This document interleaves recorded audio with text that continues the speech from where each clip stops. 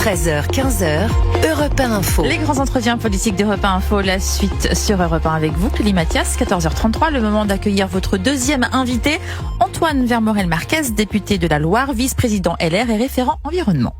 Bonjour. Bonjour. Soyez le bienvenu. Merci. Alors, vous travaillez, Géraldine l'a dit, sur les questions énergétiques et environnementales. On va y venir, bien sûr, et sur les conséquences de la guerre au Moyen-Orient et sur cet espoir de cessez-le-feu.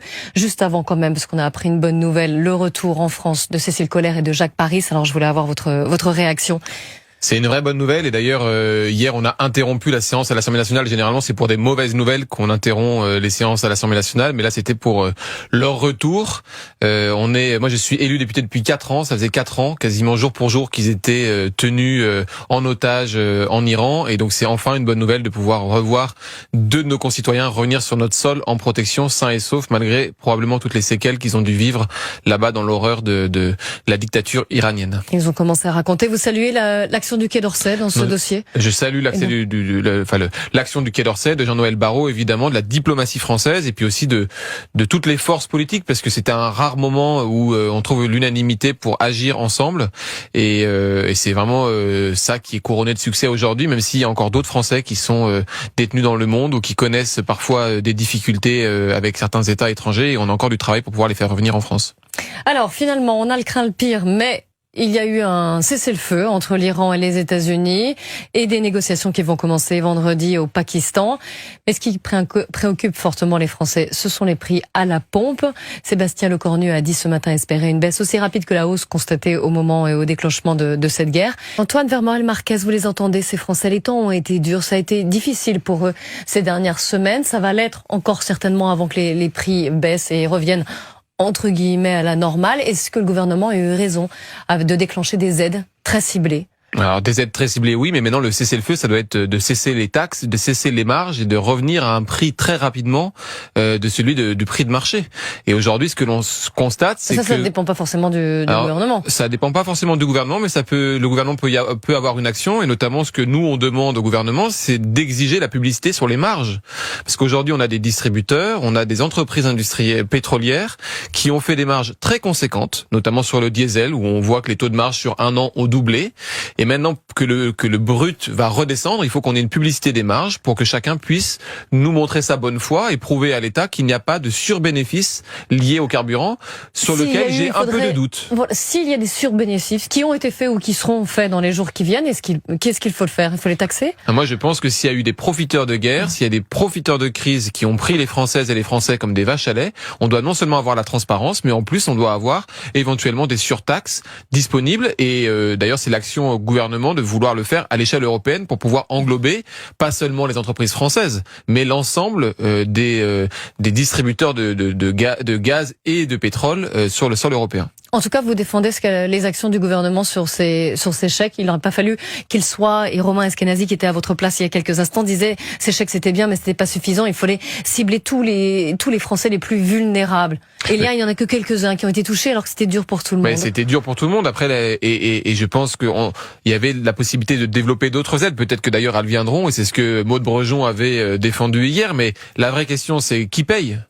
Et en 2022, on a fait 8 milliards d'euros de baisse de taxes sur le carburant au moment de la guerre en Ukraine, et ces 8 milliards d'euros n'ont servi strictement à rien, puisque 3 ans après on se retrouve dans la même situation. Et donc notre enjeu, c'est d'aider les Français à ne plus dépendre, à ne plus être des vaches à lait, de les aider à pouvoir avoir d'autres types de véhicules. Je pense notamment aux véhicules électriques où le plein coûte 3 à 4 fois moins cher, et pas simplement en période de crise. Tous les jours, quand vous allez au travail ou quand vous emmenez vos enfants à l'école ou quand vous n'avez pas d'autre choix, ce qui n'est pas le cas des Parisiens et des Parisiennes, mais pas d'autre choix que de prendre votre voiture parce que vous n'avez pas de métro, parce que vous n'avez pas de bus, mais par contre, vous devez avoir des aides qui vous permettent de ne plus être des vaches à lait et de ne plus dépendre des cours de pétrole qui sont fixés, je le rappelle quand même, à Téhéran, en Arabie Saoudite, ou par Vladimir Poutine en Russie. Donc ça veut dire que le gouvernement qui doit annoncer un plan d'électrification, de décarbonation du pays dans les prochains jours, on pensait que ce serait là aujourd'hui. Finalement, ça a été un peu repoussé. Mais vous saluez cette initiative. Oui, mais le problème, c'est que c'est tout le temps repoussé. C'est-à-dire que quand il y a une crise, on se dit, oulala, on aurait dû électrifier, on aurait dû aider les Français à ne pas être des vaches à lait, à ne pas dépendre du prix du gasoil ou du pétrole ou de l'essence. Et là, on se retrouve dans une situation où il y a un cessez-le-feu qui est annoncé, où les cours restent très élevés, et pardon, mais moi pour l'instant je n'ai vu aucune baisse à la pompe depuis ce matin, alors que si on revient au début de la guerre, avant même que le brut qui avait augmenté au Moyen-Orient arrive chez nous, il avait déjà augmenté à la pompe, et là les baisses elles sont pas aussi rapides que les hausses, on a l'impression que ça augmente comme une fusée et que ça baisse comme une plume dans l'air, et là on commence déjà à se dire on va reculer le plan d'électrification, on verra plus tard, etc. En tout cas, Sébastien Lecornu avait dit qu'il allait utiliser le surplus généré par les taxes, qui n'était pas une cagnotte, on se souvient encore de ce débat-là, ce surplus justement pour aider à l'électrification du pays. Et ce surplus, s'il a existé, il doit pouvoir être mis à contribution pour permettre l'électrification du pays et pas en attendant la prochaine guerre, le prochain choc pétrolier, qui, je le rappelle quand même, arrive désormais non pas tous les 30 ans, mais tous les 3 ans, parce qu'on est dépendant d'un monde de prédateurs entre Vladimir Poutine, entre les décisions de Donald Trump et des dictatures qui profitent de cette manne pétrolière pour nous mettre dans une situation de dépendance. Comment vous y travaillez, vous, chez les Républicains? Je vous pose la question. Encore une fois, je sais que vous travaillez sur ces sujets. Comment aider les Français, finalement, à passer à l'électrique? Comment les inciter davantage? Alors, il y a 2 leviers. Le premier, c'est qu'il faut qu'on ait une électricité pas chère, et ça s'appelle le nucléaire, avec un complément d'énergie renouvelable si c'est nécessaire. C'est ce que j'allais dire, donc pas d'énergie renouvelable? Non, on a pour l'instant une électricité qui est abondante. On exporte de l'électricité. Ça veut dire qu'on peut en consommer davantage. Moi, ma conviction, c'est que si on veut passer aujourd'hui, 1/3 de notre consommation énergétique est liée à l'électricité et 2/3 au pétrole. Notre enjeu, si on ne veut plus être dépendant, si on veut retrouver notre souveraineté, ne plus être des vaches à lait, il faut qu'on passe de 30% à 100% du mix énergétique français qui est lié à l'électricité nucléaire. Et pour ça, on a besoin du nucléaire et probablement aussi d'énergie renouvelable à court terme, le temps que les nouveaux réacteurs se mettent en place. Ça, c'est le premier point, c'est d'offrir une électricité abondante et pas chère aux Français. C'est le coût, surtout. Je le rappelle quand même, qu'on le verra la semaine prochaine, mais l'électricité en France est 4 fois moins chère qu'en Allemagne. 4 fois moins cher qu'en Allemagne, parce que l'Allemagne a décidé de fermer ses réacteurs nucléaires pour faire de l'électricité à base de charbon et de gaz. Nous, on a eu cette chance d'avoir une droite au pouvoir avec le plan Messmer, qui, au moment du choc pétrolier, a pris une décision impopulaire à l'époque, qui était de dire on ne peut pas baisser le prix du pétrole. Par contre, on n'a pas de pétrole, mais on a des idées, on a le nucléaire, et c'est de ça dont on bénéficie.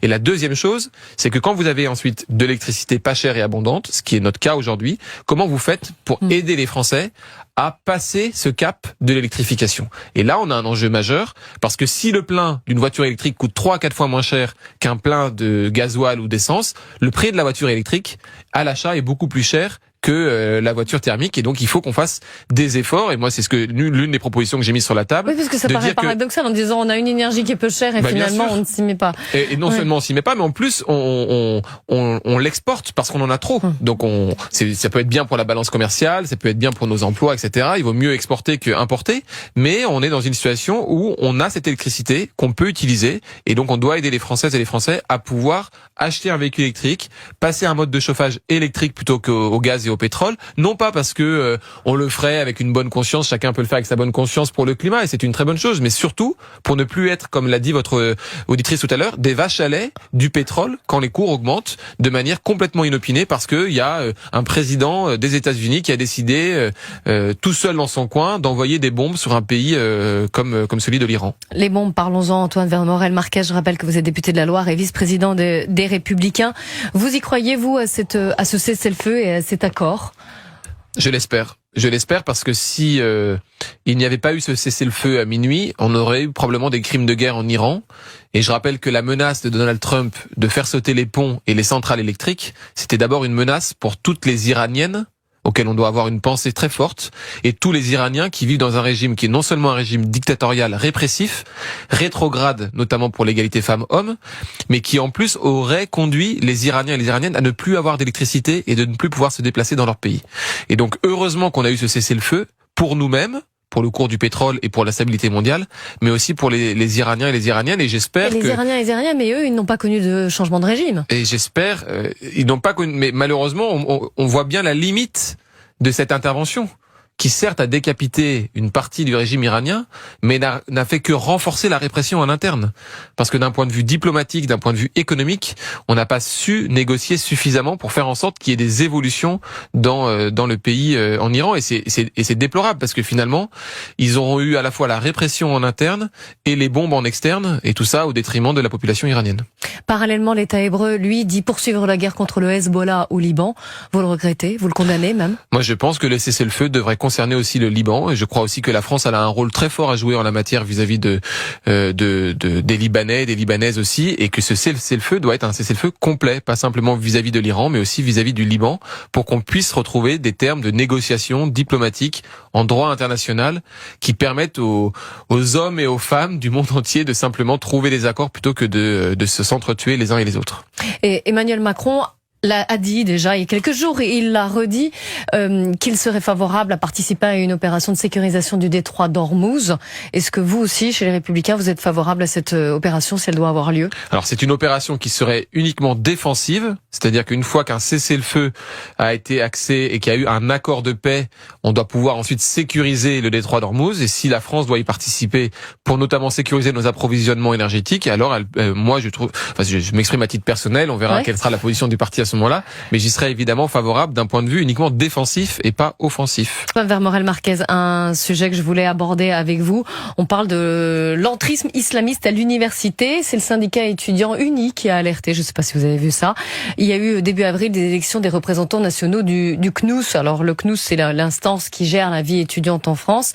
Et ces élections, il y a eu une voix notamment pour le syndicat des étudiants musulmans de France, les EMF, qui sont accusés d'être proches des frères musulmans. Alors l'UNI s'inquiète, elle redoute une forme d'entrisme islamiste au sein de l'université.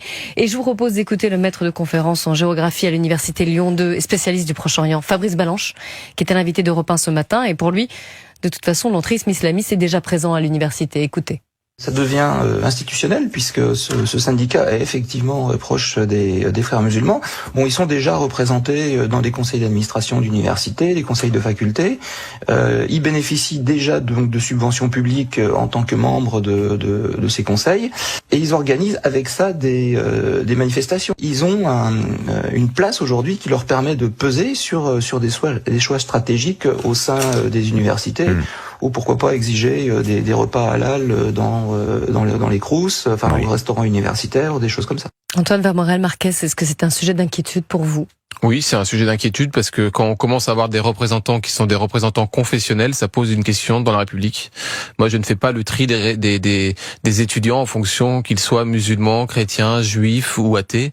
Je pense que leurs attentes, leurs besoins dépassent la question religieuse. Et donc, quand on commence à avoir des syndicats étudiants qui se revendiquent d'une confession, ça pose une vraie question en matière de laïcité, et d'autant plus que ce syndicat est cité notamment dans le rapport que Bruno Retailleau avait demandé sur l'entrisme comme un syndicat proche des frères musulmans et qui fait l'apologie d'une religion ou d'une certaine forme aussi de religion, et ça nécessite de notre part des actions législatives très fortes. Et je pense notamment à la proposition de loi que Bruno Retailleau a déposée au Sénat contre l'entrisme qui est beaucoup plus fin et beaucoup plus malicieux que d'autres formes d'organisation, puisque son enjeu ce n'est pas de contester les institutions, mais c'est d'entrer dans les institutions pour ensuite porter une voix qui vise à fracturer la République et à mettre à mal l'universalisme républicain. Et pour l'instant, comment on lutte avec les outils qu'on a à notre disposition? Il faut davantage contrôler ce type d'organisation, contrôler leur financement, s'assurer qu'il n'y a pas de financement étranger. Faire en sorte aussi de dénoncer les accords de la honte, parce que là ils ne sont pas devenus ils n'ont pas eu de siège tout seuls, c'est parce qu'il y a eu un accord avec deux autres syndicats d'ultra-gauche et notamment un syndicat soutenu par la France Insoumise. C'est pour cette raison-là qu'ils ont obtenu 3 sièges au CNUS, et donc dénoncer aussi politiquement ces accords-là avant d'avoir une action législative, et j'espère que le gouvernement prendra ses responsabilités pour faire en sorte que ce texte sur l'entrisme, après ce rapport accablant l'année dernière, puisse être adopté et qu'on puisse dissoudre ces types d'organisations si elles ne respectent pas les lois de la République. Merci beaucoup Antoine Vermorel Marquez d'avoir été l'invité des grands entretiens d'Europe 1 Info. Je rappelle que vous êtes député de la Loire, vice-président des Républicains. Merci. Dans un instant, Romain Desarmes, Marie-Estelle Dupont, et si on en parlait. Et moi je vous donne rendez-vous demain. À demain, Clélie. Bon après-midi à tous. Merci Géraldine. Merci à vous, c'était Clélie Mathias sur Europe 1. Et demain, démarrez aussi votre journée avec toute l'équipe d'Europe 1 Matin. Dimitri Pavlenko, Anissa Haddadi, Olivier Delagarde, Vincent Hervouette et toutes les signatures Europe 1 comme Agnès Verdier-Molinier, Jenny Bastier, Alexis Brézet ou encore Emmanuel Ducrot et l'ensemble de la rédaction. Le rendez-vous est pris, Europe 1 Matin, c'est tous les jours de 7h à 9h sur Europe 1.